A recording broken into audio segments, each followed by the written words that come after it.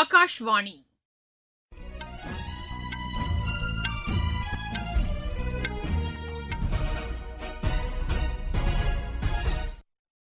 செய்திகள் வாசிப்பவர் சுமித்ரா ரத்னம். தலைப்புச் செய்திகள்: மேற்குவங்கத்தில் முதல் கட்டமாகவும் மற்றும் தமிழகத்திலும் நாளை மறுநாள் நடைபெறவுள்ள சட்டப்பேரவைத் தேர்தலுக்கான பிரச்சாரம் இன்று மாலை நிறைவடைகிறது. வலுவான நிர்வாகத்திற்கு குடிமைப்பணி அதிகாரிகளின் பங்களிப்பு இன்றியமையாதது என்று குடியரசுத் தலைவர் திருமதி திரௌபதி முர்மு தெரிவித்துள்ளார். இலங்கை சிறையிலிருந்து விடுவிக்கப்பட்ட 19 தமிழக மீனவர்கள் இன்று சென்னை வந்தடைந்தனர். அமெரிக்க தொழிலாளர் நலத்துறை அமைச்சர் திருமதி லாரி சாவேஸ் தமது பதவியை ராஜினாமா செய்துள்ளார். செனூக் சர்வதேச டேபிள் டென்னிஸ் போட்டியில் இந்தியாவின் ஆகாஷ் பால், சுதிர்தா முகர்ஜி இணை அரையிறுதிக்கு முன்னேறியுள்ளது. இனி விரிவான செய்திகள். மேற்குவங்கத்தில் முதல் கட்டமாகவும் மற்றும் தமிழகத்திலும் நாளை மறுநாள் நடைபெறவுள்ள சட்டப்பேரவைத் தேர்தலுக்கான பிரச்சாரம் இன்று மாலை நிறைவடைகிறது. மேற்குவங்க மாநிலத்தில் 152 தொகுதிகளுக்கு முதல் கட்டமாக நடைபெறவுள்ள தேர்தலில் 3,60,77,171 வாக்காளர்கள் வாக்களிக்க தகுதி பெற்றுள்ளதாக தேர்தல் ஆணையம் கூறியுள்ளது. பதற்றமானவை என கண்டறியப்பட்டுள்ள 8000 வாக்குச்சாவடிகளில் பாதுகாப்பு பலப்படுத்தப்பட்டுள்ளது. வாக்குச்சாவடிகளில் பொருத்தப்பட்டுள்ள கண்காணிப்பு கேமராக்களின் செயல்பாடுகள் குறித்து இன்று ஆய்வு மேற்கொள்ளப்பட்டு வருகிறது. மத்திய பாதுகாப்பு படையினர் மற்றும் அம்மாநில காவல்துறையினர் இணைந்து பாதுகாப்பு பணியில் ஈடுபட்டுள்ளதாக எமது செய்தியாளர் தெரிவிக்கிறார். இந்நிலையில் தேசிய ஜனநாயக கூட்டணி வேட்பாளர்களுக்கு ஆதரவாக பிஜேபி மூத்த தலைவர் திரு அமித் ஷா சிலிகுரியில் பிரச்சாரம் மேற்கொண்டு பேசினார். மேற்குவங்கத்தில் பிஜேபி தலைமையிலான அரசு ஆட்சி அமைத்தால் மட்டுமே கூர்கா பிரச்சினைக்கு தீர்வு காண முடியும் என்று அவர் தெரிவித்தார். டார்ஜிலிங் பகுதியில் தேயிலை தொழிற்சாலைகளை பாதுகாப்பதற்கு தேவையான நடவடிக்கைகள் மேற்கொள்ளப்படும் என்றும் திரு அமித் ஷா உறுதியளித்தார்.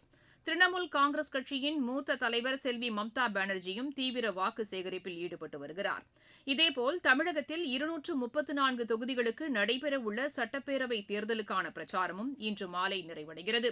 இந்நிலையில் மாநிலம் முழுவதும் இறுதிக்கட்ட பிரச்சாரம் நடைபெற்று வருகிறது. மாநிலத்தில் 900க்கும் மேற்பட்ட நட்சத்திர பேச்சாளர்கள் பல்வகையான வாக்கு சேகரிப்பில் ஈடுபட்டு வருகின்றனர். பிற மாநிலங்களின் முதலமைச்சர்களும் இந்த பிரச்சாரத்தில் ஈடுபட்டுள்ளனர். இன்று காலை தெலுங்கு தேச கட்சித் தலைவரும் ஆந்திர முதலமைச்சருமான திரு சந்திரபாபு நாயுடு, மத்திய அமைச்சரும் பிஜேபியின் மூத்த தலைவருமான திரு பியூஷ் கோயலுடன் செய்தியாளர்களை சென்னையில் சந்தித்தார். ஆந்திராவைச் சேர்ந்த மத்திய அமைச்சர்களும் இந்த சந்திப்பின் போது உடனிருந்தனர். அப்போது பேசிய அவர் தமிழகத்திற்கும் ஆந்திராவுக்கும் இடையேயான நெருக்கத்தை எடுத்துரைத்தார். இரு மாநிலங்களும் பல்வேறு நிலைகளில் ஒன்றிணைந்த வகையில் செயல்பட்டதாக கூறிய அவர் தெலுங்கு கங்கை நதிநீர் பகிர்வின் போது மகாராஷ்டிரா, கர்நாடகா, ஆந்திர மாநிலங்கள் ஒருமித்து 15 டிஎம்சி தண்ணீரை விடுவிக்க ஒப்புக் கூறினார். ஹைதராபாத் தவிர தமிழ்நாடு, ஆந்திரா, கேரளா, கர்நாடகா மற்றும் ஒடிசா மாநிலங்கள் திராவிட பாரம்பரியத்தை பகிர்ந்து கொள்வதாக தெரிவித்த அவர் மறைந்த ஆந்திர முதலமைச்சர் டி ராமாராவ் 50 ஆண்டுகளாக சென்னையில் வசித்து வந்ததாக தெரிவித்தார். தமிழகத்தின் முன்னேற்றத்தையும் செழிப்பையும் கருத்தில் கொண்டு பிரதமர் திரு நரேந்திர மோடியின் முயற்சிகளுக்கு அனைவரும் ஒத்துழைப்பு தர வேண்டும் என்று அவர் கேட்டுக் கொண்டார். பிரதமரின் 12 ஆண்டுகால ஆட்சியில் இந்தியா உலகிலேயே தலைசிறந்த நாடாக விளங்கி வருவதாகவும் பொருளாதாரத்தில் வலிமை மிக்க நாடாக உள்ளதாகவும் அவர் குறிப்பிட்டார். மகளிருக்கு 33% இடஒதுக்கீட்டு மசோதாவை திமுகவும் காங்கிரஸ் உள்ளிட்ட எதிர்க்கட்சிகளும் எதற்காக எதிர்ப்பு தெரிவித்தன என்பதற்கான காரணத்தை மக்களிடம் தெரிவிக்க வேண்டும் என்றும் அவர் வலியுறுத்தினார்.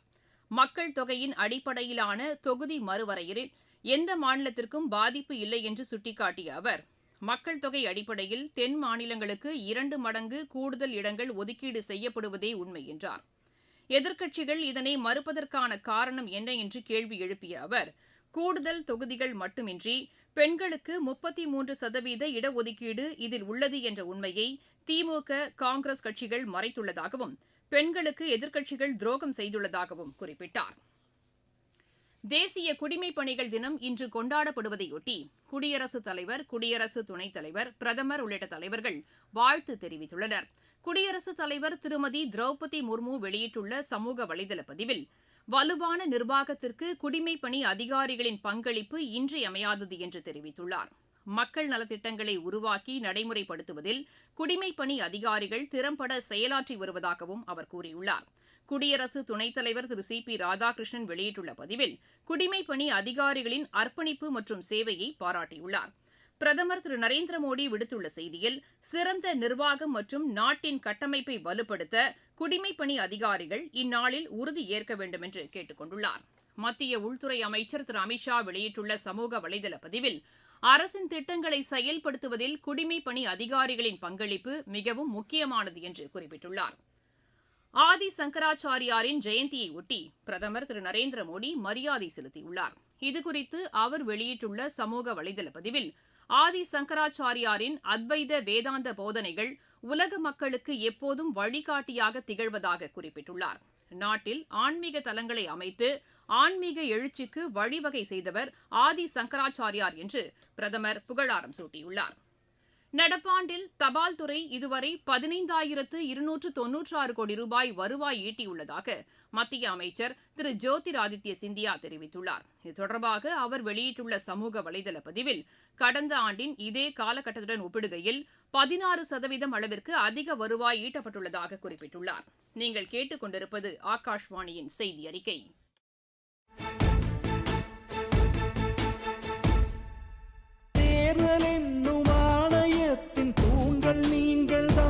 மானுட சேவையாற்ற வழிவகுக்கும் புரட்சி நீங்கள்தான்.